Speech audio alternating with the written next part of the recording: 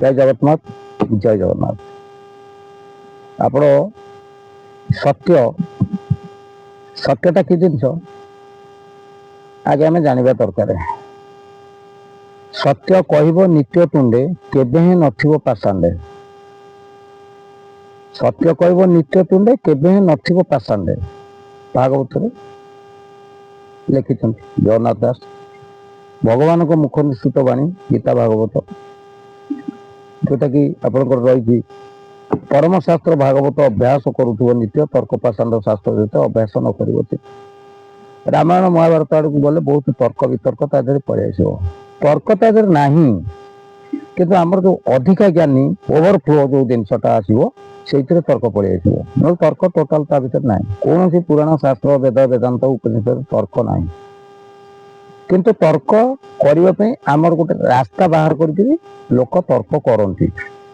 ମାନେ ତାଙ୍କର ମାନେ ଜ୍ଞାନର ଶେଷ ସୀମା ପରିଭାଷା ଦେଖେଇବା ପାଇଁ ସେ ତର୍କ କରନ୍ତି। ରାମାୟଣରେ ତର୍କ ନାହିଁ, ମହାଭାରତରେ ତର୍କ ନାହିଁ। ମୋ ବ୍ୟକ୍ତିଗତ କଥା ମୁଁ କହୁଛି, ଆଉ ଯୋଉମାନେ ଜାଣୁଥିବେ ସିଏ କହୁଥିବେ। ଆପଣ ଦେଖନ୍ତୁ, ନରସିଂହ ଅବତାର ହେଇକିରି ଯଦି ଭଗବାନ ଆସିକିରି ଗୋଟେ ରୂପ ଧାରଣ କରିକିରି ଆସିକିରି ଇଏ କରିଲେ, ତାଙ୍କ ରୂପକୁ କେହି ଦେଖିନଥିଲେ। ତାଙ୍କର ଭକ୍ତ ଯିଏ ସିଏ ଦେଖିକିରି ତାକୁ କଳ୍ପନାରେ ଅଙ୍କନ କରି କଲେ, ଆମେ ତାକୁ ଜାଣିଲେ। କିନ୍ତୁ ବର୍ତ୍ତମାନ ଆପଣ ମତେ ମୋର ଆଜି ବିଶେଷ କଥା କହିବାର କଥା, ଆପଣ ଦେଖନ୍ତୁ, ଆପଣ ତ ଜ୍ଞାନୀ ଅଛନ୍ତି, ଆପଣ ଟିକେ ଚିନ୍ତା କରିବେ। ମାନେ ମୁଁ ତ ମୂର୍ଖ କହିଛି, ମୋ ମୂର୍ଖ ଭାଷାଟାକୁ ଟିକେ ଆପଣ ବିଚାର କରିବେ। ମତେ 55-56 ବର୍ଷ ହେଲା। ମୁଁ ଆଜି ପର୍ଯ୍ୟନ୍ତ ଦେଖି ଆସୁଛି ଆମରି ଅଞ୍ଚଳରେ ବା ଆମ ଓଡ଼ିଶାରେ ବା ଆମ ଭାରତରେ ସବୁଠି ଦେଖି ଆସୁଛି ଅମକ ଭଗବାନ ହେଇକିରି ଜନ୍ମ ହେଇଥିଲେ। ଭଗବାନ ହେଇକିରି ଯେତେବେଳେ ଜନ୍ମ ହେଇଥିଲେ କଣ କରୁଥିଲେ? କିଛି କରିନାହାନ୍ତି। ଭଗବାନ ଯେତେବେଳେ ଜନ୍ମ ହୁଅନ୍ତି ଦୁଷ୍କୃତ ବିନାଶ କରିକିରି ଧର୍ମକୁ ସ୍ଥାପନ କରିବା ପାଇଁ ଜନ୍ମ ହୁଅନ୍ତି। ଇଏ ଯିଏ ଆସିଥିଲେ ସେ କୋଉଠି କଣ ଦୁଷ୍କୃତ ସଫା କରିଦେଇକି ଯାଇଛନ୍ତି? ଦୁଷ୍କୃତ ନାହିଁ। ବର୍ତ୍ତମାନ ଆପଣଙ୍କର ହତ୍ୟା, ଲୁଣ୍ଠନ, ମିଥ୍ୟା, ଭ୍ରଷ୍ଟାଚାର ଏସବୁ ଅଛି ନା ନାହିଁ? ଭଗବାନ ଆସିକିରି ଗଲା ପରେ ତ ଏମିତି ହୁଏ ନା। ଏଇଗୁଡାକ ପାଇଁ ଭଗବାନ ପରେ ଆସନ୍ତି। ଭଗବାନ ସାଧୁଙ୍କୁ ପରିତ୍ରାଣ ଦେବା ପାଇଁ, ଆପଣଙ୍କର ଦୁଷ୍କୃତକୁ ବିନାଶ କରିବା ପାଇଁ ଅବତାରୀ ହେଇକିରି ଆସନ୍ତି। ତେଣୁ ଇଏ ଯୋଉ ଏତେ ଭଗବାନ ଆସିଥିଲେ, ସବୁ ଅବତାରୀ ହେଇକିରି ଆସିଥିଲେ, ଯୋଉମାନେ ତାଙ୍କୁ ଆଶ୍ରିତ, ତାଙ୍କର ଆଶ୍ରିତ, ତମେ ଗୁରୁ କୁହ ମନା ନାହିଁ। ତମେ ଯୋଉ କହିଦଉଛ ଭଗବାନ ହେଇକିରି ଆସିଲେ, ଭଗବାନ ହେଇକିରି ଆସିଛନ୍ତି, ମୋ ଦେଖାନ୍ତରେ ତ ମୁଁ ଦେଖିଛି ପ୍ରାୟ 10-12 ଜଣ ଖଣ୍ଡେ ଭଗବାନ ହେଇକିରି ଆସିଲେ। ବର୍ତ୍ତମାନ ଯିଏ ଆମର ତାଙ୍କ ଆଶ୍ରିତ ଯୋଉମାନେ ଅଛନ୍ତି ସିଏ କହୁଛନ୍ତି ଆମର ସିଏ ଆସିଲେ ଭଗବାନ, ଇଏ ଆସିଲେ ଭଗବାନ, ସିଏ ଆସିଲେ ଭଗବାନ। ଆସିକିରି କଣ କରିଦେଇକି ଯାଇଛନ୍ତି? ଭଗବାନ ଆସିଲେ ବା ଆଉ ଆପଣଙ୍କର ବିତିପାତିଆ ଉତୁପାତିଆ ହବ ନାଇଁ ତ? ବିତିପାତ ଉତୁପାତ ବଢି ବଢି ଚାଲିଛି। ତମେ କହୁନା ସେ ପାରିଲେନି ଆସିଥିଲେ? ଯୋଉ ଡୁପ୍ଲିକେଟ ଭଗବାନ ଆସିଥିଲେ ସେ ପାରିଲେନି, ନ ପାରିକିରି ପଳେଇଗଲେ। ତମେ ସେଟା କହିଲେ ଭଲ ଲାଗନ୍ତା। ଭଗବାନ ଆସିଥିଲେ, କଣ ଆସିକିରି କରିଦେଇ ଯାଇଛନ୍ତି? ଯୋଉ ଭଗବାନ ଆସିଥିଲେ ତମେ କହୁଛ, ଆରେ ତୁମେ କୁହ ଗୁରୁ ବ୍ରହ୍ମା, ଗୁରୁ ବିଷ୍ଣୁ, ଗୁରୁଦେବ ମହେଶ୍ୱର, ଗୁରୁ ସାକ୍ଷାତ ପରମ ବ୍ରହ୍ମ ତସ୍ମୈ ଶ୍ରୀ ଗୁରୁ। ତମେ ଯୋଉ କହିଛ ତ ଭଗବାନ ଆସିଥିଲେ, ଆମର ଏବେ ଯୋଉ ଆପଣଙ୍କର ରିସର୍ଚ୍ଚ କରୁଛନ୍ତି, ଏଇ ସେ ମହାପୁରୁଷ ଏଠି ଜନ୍ମ ହେଇଗଲେ, ସେଠି ଜନ୍ମ ହେଇଗଲେ, ସେଠି ସେତେବେଳେ ମହାପୁରୁଷ ଆସିଥିଲେ, ଯେତେବେଳେ ମହାପୁରୁଷ ଯେତେବେଳେ ଜନ୍ମ ହେଇଥିଲେ ଏମିତି ସବୁ ବିଚାର ଚାଲୁଥିଲା, ଭ୍ରଷ୍ଟାଚାର ଚାଲୁଥିଲା କି? ତମ କତିରେ ଉତ୍ତର ନାହିଁ, ତମେ କହିପାରିବନି, କାହିଁକିନା ପ୍ରଭୁ ସେ ଜ୍ଞାନ ତମକୁ ଦେଇନାହାନ୍ତି। ତମେ ଏଇ କଥା ଗୁଡାକ କହିକିରି ଯୋଉ ମାନେ ଗୋଟେ କିଏ ଗୋଟେ ସରଳ ଲୋକ ଥିବ, ସିଏ ଖୋଜୁଥିବ ମାଳିକାରେ ଲେଖା ହେଇଛି ଅମକ ଜାଗାରେ ମହାପୁରୁଷ ଜନ୍ମ ହେବେ, ଅମକ ଜାଗାରେ ଭଗବାନ ଜନ୍ମ ହେଇଥିବେ, ଅମକ ଜାଗାରେ ମା ଲକ୍ଷ୍ମୀ ଜନ୍ମ ହେଇଥିବେ, ଏଇ ସବୁ ଯୋଉ କଥା ଗୁଡାକ କହିଦଉଛ, କହିଦେଇକିରି ବର୍ତ୍ତମାନ ଯୋଉ ନିରୀହ ଯୋଉମାନେ ଶ୍ରଦ୍ଧାଳୁ ଭକ୍ତ ଅଛନ୍ତି, କାଲି ନା ପରଦିନ ଜଣେ ଆମର ଭକ୍ତ ଫୋନରେ କହୁଥିଲେ, ହେଲେ ଆଜ୍ଞା ମୁଁ ଗୋଟେ ବାଇଟ ଦେଖିଲି, ସେ ବାଇଟରେ ଲେଖା ହେଇଛି ଅମେଇସା ଆଉ ପୂର୍ଣ୍ଣମୀରେ ସମୁଦ୍ର ଶୁଖି ଯାଉଛି। ମତେ ଆଜ୍ଞା ଗୋଟେ ବାଇଟ ଛାଡିଦେଲେ ୟୁଟ୍ୟୁବରେ, ମୁଁ ଦେଖିଲି। ଦେଖିଲା ପରେ ମୁଁ ଗୋଟେ ଚାକିରି କରୁଛି, ମୁଁ 8 ଦିନ ଛୁଟି ନେଇକିରି ଅର୍ଥ କିଛି ଖର୍ଚ୍ଚ କରିକିରି ଗଲି। ତମେ ଯିବା ପୂର୍ବରୁ ଆଗେ ଜାଣିଲନି ଅମାବାସ୍ୟା ପୂର୍ଣ୍ଣମୀରେ ସମୁଦ୍ର ବେଶୀ ହଉଛି, ଆପଣଙ୍କର ଲହଡି ଆସେ, ଜୁଆର ଆସେ, ଆଉ ତମର କଣ ଏତିକି ପଶିଲାନି? ନା ଯେତେବେଳେ କହିଲେ ଆଉ ଜ୍ଞାନୀ ଲୋକ କହୁଛନ୍ତି ମୁଁ ଚାଲିଗଲି ଆଉ। ମାନେ ଜ୍ଞାନୀ ଲୋକ କହିଲେ ଆପଣ ଟିକେ ଭଲ କି ତାକୁ ବୁଝି ସୁଝିକିରି ଯିବା ଦରକାର। ନା ଯିଏ କହିଲେ ଯିଏ ମାଳିକାକୁ ବର୍ତ୍ତମାନ ଆଗକୁ ଆଣିଛନ୍ତି, କିଏ ଏଠି ଜନ୍ମ ହେଲା କିଏ ସେଠି ଜନ୍ମ ହେଲା, ସିଏ ସବୁ ଯେତେ କଥା କହୁଛନ୍ତି ମୁଁ ତାଙ୍କରି ଦେଖିଦେଇକିରି ମୁଁ ପଳେଇଗଲି ଆଉ। ଆମେ କହିଲେ ତାକୁ ଡାଇରେକ୍ଟ ପଚାରିଲେନି ନା, ନାଇଁ ମୁଁ ଆଉ ତାଙ୍କୁ ପଚାରିନି, ଆଉ ତାଙ୍କୁ ଫୋନ ଅବଶ୍ୟ କରିଥିଲି, କହିଲେ ହଁ ସେଇଆ ହଉଛି, ଆଉ ମୁଁ ଯାଇକିରି ଏଇଭଳି ହେଇଥିଲି।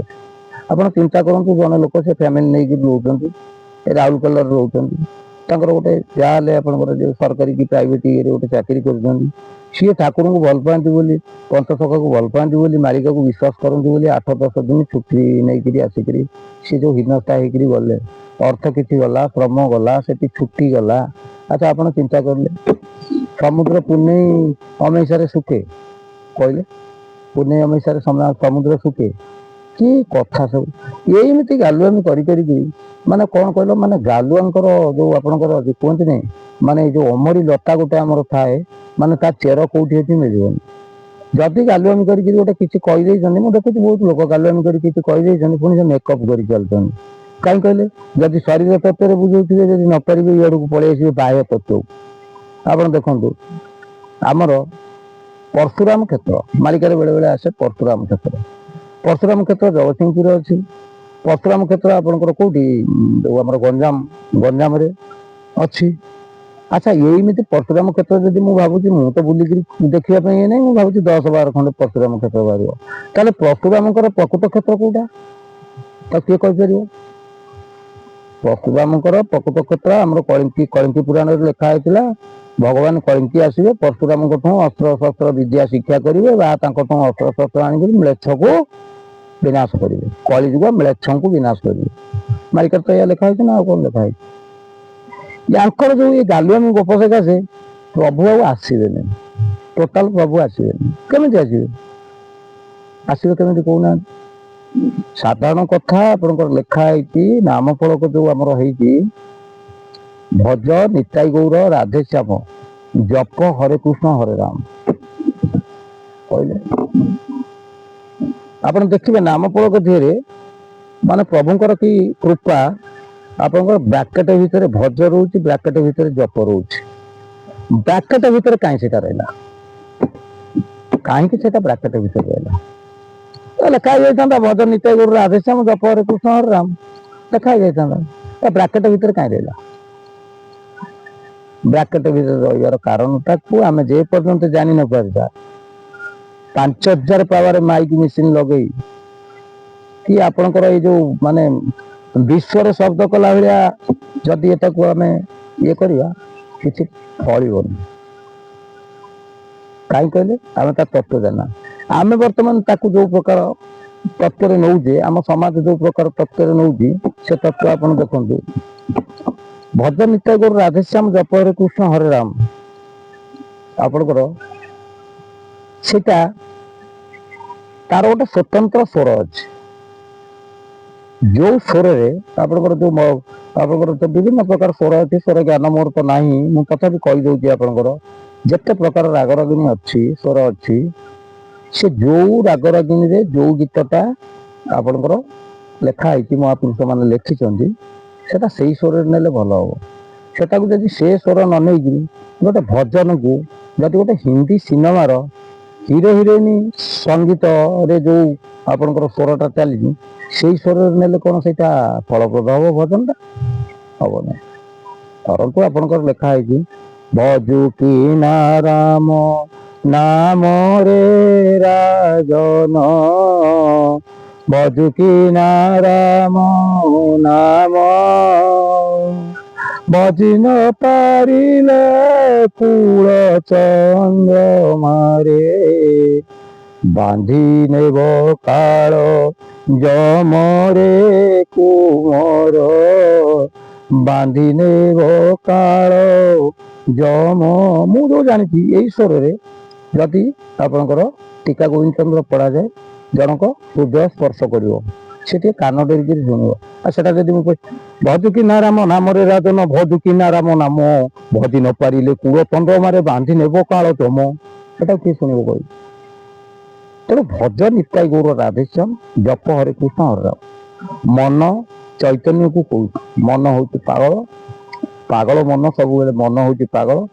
ମନକୁ ଆପଣଙ୍କର ନାହିଁ, ତାକୁ କିଛି ବାଡ଼ ବତା ନାହିଁ, ସେ ଯାହା ଚାହେଁ ସେଇଆ କରିଦିଏ। ଯେମିତି ମନ ଚାହୁଁଛି କିଏ କାହାକୁ ମାରି ପକଉଛି, ମନ ଚାହୁଁଛି କିଏ କାହା ସାଙ୍ଗରେ ପଳେଇ ଯାଉଛି, ମନ ଚାହୁଁଛି ଯାହା କହିବା କଥା କହିଦଉଛି, ମନ ଚାହୁଁଛି ଯାହା କରିବା କଥା କରିଦଉଛି, ମନ ଚାହୁଁଛି ଯାହା ପିନ୍ଧିବା କଥା ପିନ୍ଧି ଦଉଛି। ମନ ହଉଛି ଗୋଟେ ପାଗଳା ଘୋଡ଼ା। ସାଧୁ ସନ୍ଥ ମୁନି ଋଷି ମାନେ ପାଗଳା ଘୋଡ଼ା ସାଙ୍ଗରେ ମନକୁ ସମାନ କରୁଛନ୍ତି। ମନ ଚୈତନ୍ୟକୁ କହୁଛି। କଣ ଚୈତନ୍ୟ? ଚୈତନ୍ୟ କହିଲେ ଚେତା ପୁରୁଷ, ଆମ ଭିତରେ ଯୋଉ ଚିତ୍ ଶକ୍ତି ବା ବିବେକ ତ ପାହାଟ ବହୁତ ଅଛି, ସେ କଥା ମୁଁ କହିପାରିବିନି। ମୋ ଭାଷାରେ ମୁଁ କହୁଛି, ଆପଣମାନେ କିଏ କଣ ଭାବନ୍ତୁ ନ ଭାବନ୍ତୁ ମୁଁ କହିପାରିବିନି। ଆମର ଜ୍ଞାନୀ ଅଛନ୍ତି, ସିଏ ବିବେକ ବୁଦ୍ଧି ଚେତା ଚୈତନ୍ୟ ସିଏ ସବୁ କେତେ କଣ କହିବେ। ମୁଁ ସିଆଡ଼କୁ ଯିବା ଲୋକ ନୁହଁ। ମୁଁ ସହଜ ସୂକ୍ଷ୍ମ ସାଧ୍ୟ କରି ଭବ ସଂସାର ବିବେକ। ସେ ମନ ଯେ ମୂଢ଼ ମନ, ଭଜ କଣ ଭଜିବି? ଭଜ ନିତାଇ ଗୌର ରାଧେଶ୍ୟାମ। ବ୍ରାକେଟରେ ସେଥିପାଇଁ ରହିଲା ଭଜ। ଭଜ ମନ ଚୈତନ୍ୟକୁ କହୁଛି ଭଜ ନିତାଇ ଗୌର ରାଧେଶ୍ୟାମ। ପୁଣି ବ୍ରାକେଟରେ ରହିଲା ଜପ। ଜପ କର ହରେ କୃଷ୍ଣ ହରେ ରାମ। ଆମେ କଣ କରୁଛେ? ଭଜ ନିତାଇ ଗୌର ରାଧେଶ୍ୟାମ, ଜପ ହରେ କୃଷ୍ଣ ହରେ ରାମ, ଭଜ ନିତାଇ ଗୌର ରାଧେଶ୍ୟାମ। ମାନେ ଗୋଡଉଛେ, ଆମେ ପୁରା ଗୋଡଉଛେ। ଭାବକୁ ନିକଟ ମୁରାରୀ ଅଭାବ ନୁହନ୍ତି କାହାର। ଆମେ ସବୁ ଯୋଉ ବିକଳାଙ୍ଗ କରୁଛେ, ଆ ଦ୍ୱାରା ଏସବୁ ଜିନିଷ ଦେଖିକିରି ପ୍ରଭୁ ଆସିବା ପାଇଁ ରାଜି ନାହାନ୍ତି। ତାପରେ ପ୍ରଭୁ କାହିଁକି ଆସିବେନି? ଆମେ ତ ସବୁ କରିଦଉଛେ। ଆଉ କଣ? ସାମାନ୍ୟ ଗୋଟିଏ ନଦୀ ଆମେ ତିଆରି କରିପାରିବା ନାହିଁ। ଆବାହନ କାଳରୁ ନଦୀ କେତେବେଳେ ବାହାରିଛି କଣ ସେ କଥା ତ ମୁଁ କହିପାରିବିନି। ଆପଣଙ୍କର ଇତିହାସ ଭୂଗୋଳ କହିବ। ନଦୀରୁ ଏତେ ବାଲି ଗଲା ପରେ ନଦୀ ଖାଲ ହେଇନି। ଏତେ ବାଲି ଗଲା ପରେ ବାଲି ତିଆରି କରିକି ଦେଖେଇ ଦିଅନି। ଗୋଟେ କୃତ୍ରିମ ନଦୀ କରିଦିଅ, ତ ବିଜ୍ଞାନ ତ ଆଗେଇବ। ମାନେ ଆପଣଙ୍କର ବିଜ୍ଞାନ ଆଗେଇବ। ମହାପୁରୁଷ ଲେଖିଥିବେ, ସେଥିରେ କିଛି ମତଲବ ନାହିଁ। ଆମେ ବର୍ତ୍ତମାନ ଯୋଉ କଥାବାର୍ତ୍ତା ହଉଛେ, ବିଜ୍ଞାନରେ କଥାବାର୍ତ୍ତା ହଉଛେ, ଯନ୍ତ୍ରରେ କଥାବାର୍ତ୍ତା ହଉଛେ।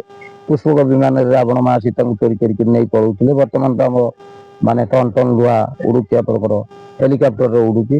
ହଁ, ମାନେ ଟନ ଟନ ଲୁହା ଉଡୁଛି। ପୁଷ୍ପକ ବିମାନ କଥା କିଏ ପଚାରେ? ମୁଁ ଆଗରୁ ବି କହିଥିଲି ବାଇକରେ ପୁଷ୍ପକ ବିମାନ ବାବଦରେ ମୋ ବାପାଙ୍କୁ ପଚାରୁଥିଲି।